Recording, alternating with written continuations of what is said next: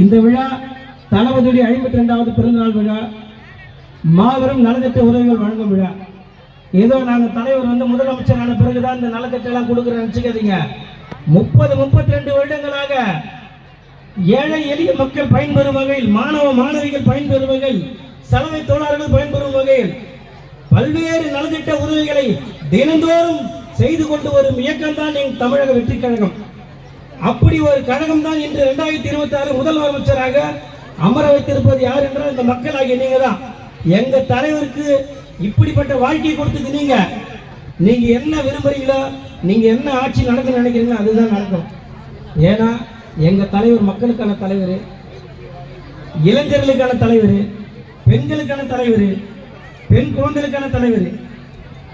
முழுக்க முழுக்க இது மக்கள் ஆட்சி தான், மன்னர் ஆட்சி இல்ல.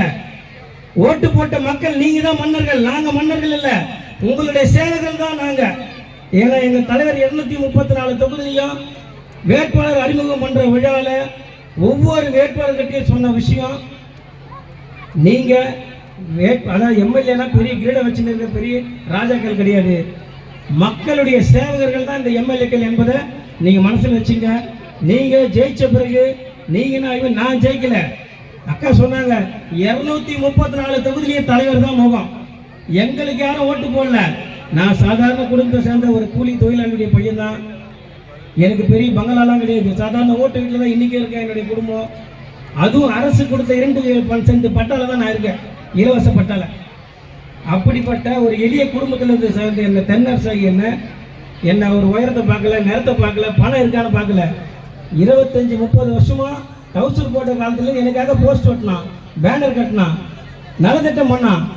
இப்படி பல்வேறு மக்களுடைய சேவையை நாங்கள் மக்களுக்கு என்ன தேவை தேடி தேடி அவங்களுக்கு சேவை செஞ்ச ஒரு நிர்வாகிகளை தான் தலைவர் இன்னைக்கு மாவட்ட செயலாளர் அமர வச்சிருக்காரு. எளிய மக்களை தான் இன்னைக்கு எளிய மக்களுக்கான ஆட்சி என்பதை உறுதி செஞ்சிருக்காரு.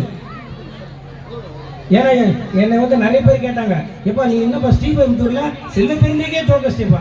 எங்க செல்வ பெருந்தைக்கு இல்லைங்க, முதலமைச்சரே தோக்கச்சு எங்க தலைவர் தான். என்னுடைய முகத்துக்காக யாரும் ஓட்டு போடல, எங்க தலைவருடைய முகம் தான் எங்க மக்கள் வந்து ஓட்டு போட்டிருக்காங்க. இன்னைக்கு மக்கள் விரும்பும் முதலமைச்சர் சொல்லி நாங்கள் பிரச்சாரத்தை ஆரம்பிச்சோம். மக்களே இன்னைக்கு முதலமைச்சர் ஆகிட்டாங்க எங்க தலைவரை. அப்படி மக்களுக்காக, மக்களுடைய நல்லது நன்மைக்காக வேலை செய்யக்கூடிய ஒரு ஆட்சி தான் இந்த 2026. அக்கா சொன்னாங்க, எந்த ஊர்லயே ஒரு ஊர்ல நீங்க வந்தா நான் எதிர்ப்பு தெரிவிப்பேன்னு. அங்க எங்க அக்கா இருக்காங்க, சின்னம்மா இருக்காங்கன்னு சொன்னாங்க. அக்கா ஒண்ணு புரிஞ்சுங்க, அத்தனை கிராமத்துலயும் தளபதியுடைய சிங்க பெண்கள் இருக்காங்க, தளபதி நேசிக்கிற சிறுத்தைங்க சிங்கம் இருக்கு. நீங்க எதை பத்தி கவலைப்படாதீங்க. எங்க தளபதி வந்து தளபதியை நம்பி வந்ததுல இது வரைக்கும் யாரும் கெட்டு போனதா வரலாறு இல்லை. அதை நான் மீண்டும் மீண்டும் சொல்றேன். ஏன்னா எங்களுக்கு காசு பணம் எல்லாம் முக்கியம் இல்லை. எங்க தலைவர் அன்னைக்கு சொன்னதான் நாங்கள் இன்னைக்கு சொல்றோம். சத்தியமா மக்கள் பணத்துல ஒரு பைசா தொட மாட்டான் விஜய்னாரு. அது போலதான் நாங்களும் சொல்றோம். நான் மட்டும் இல்லைங்க, எங்க தமிழ்நாடு அரசாங்கத்தில் இருக்கிற தமிழக வெற்றி கழக ஆட்சியில் இருக்கிற அத்தனை அமைச்சர் பெருமக்களும், மாண்புமிகு அத்தனை சட்டமன்ற உறுப்பினர்களும் ஒரு பைசா தொட மாட்டோம். எங்களுக்கு அது தேவையில்லை, அவசியமா இல்லை. எங்களுக்கு சொத்து சேர்க்கணும் ஆசை இல்லை. எங்களுடைய சொத்து தான் இருக்காரு, எங்க தலைவர் தாங்க எங்க சொத்து. அதை தாண்டி எங்களுக்கு சொத்தெல்லாம் பெரிய இது இல்லை. அதுதான் எங்களுடைய இது. தலைவர் என்ன நினைக்கிறாரோ அதை நாங்கள் கண்டிப்பாக செயல்படுத்துவோம். தலைவர் மக்களுக்கான ஆட்சி கொடுத்துன்னு நினைக்கிறாரு. ஏன்னா இது மக்கள் கொடுத்த ஆட்சி, மக்களுக்காக மட்டும்தான் அந்த ஆட்சி இருக்கும்.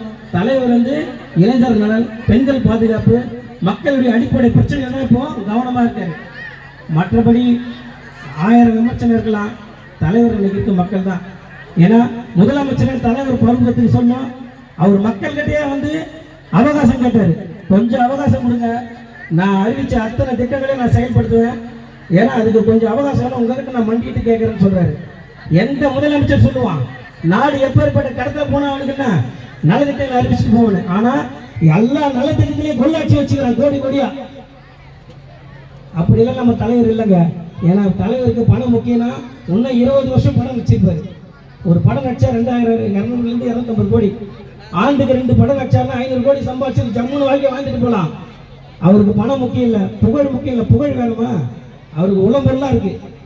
இன்னைக்கு உலகம் ஃபுல்லாக ஒரு படம் நடிச்சு வெளியிட்டாருன்னா உலகம் ஃபுல்லாக ஒரு படத்தை கொண்டாடுறதுக்கு காத்து இருக்காங்க மக்கள். அப்படியாப்பட்ட ஒரு தலைவர் அவருடைய உச்சத்தையும் ஊதியத்தையும் வருமானத்தை தூக்கி போட்டு மக்களுக்காக வந்திருக்காரு. மக்கள் அவர் நம்பியிருக்காங்க. மக்கள் அவர் மேலே வச்ச நம்பிக்கையை அவரும் வீணடிக்க மாட்டார். நாங்களும் அதுக்கு துணையாக இருக்கோம், கண்டிப்பாக துணையாக இருக்குமா கண்டி கண்டிப்பாக அவருக்கு நம்பிக்கை இல்லாமலாம் இருக்க மாட்டோம். மக்களுக்கு என்ன தேவை என்பதை அறிந்து மக்களுக்கு சேவை செய்வதுதான் தமிழக வெற்றி கழகத்துடைய தலையாய கொள்கை என்பதை இந்த நேரத்தில் தெரிவித்துக் கொண்டு விடைபெறுகிறேன். நன்றி, வணக்கம்.